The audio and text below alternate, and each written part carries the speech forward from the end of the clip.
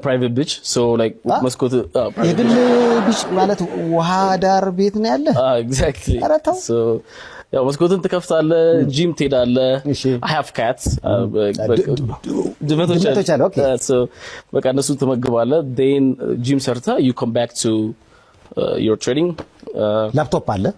ኮምፒውተር አለ ኮምፒውተር ከዛ በኋላ ለምሳሌ የምትገባበት ዌብሳይት አለ yeah of course trading view ይባላል አናላይዝ ለማድረግ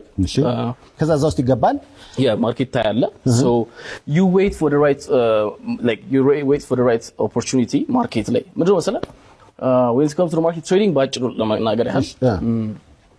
trading is like እንደ hunter ነው እንደ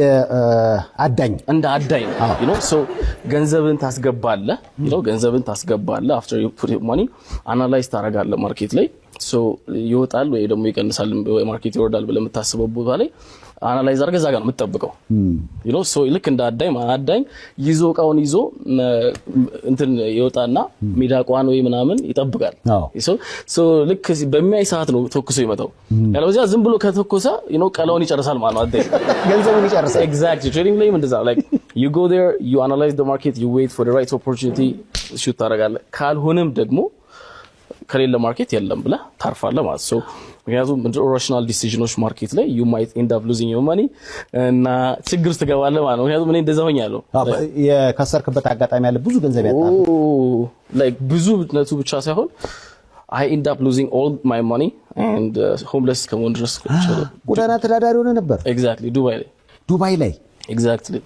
ጎዳና ላይ ተኛ exactly ዱባይ ላይ ምንድነው ህጉ አይቻልም like ጎዳና ላይ ማደር so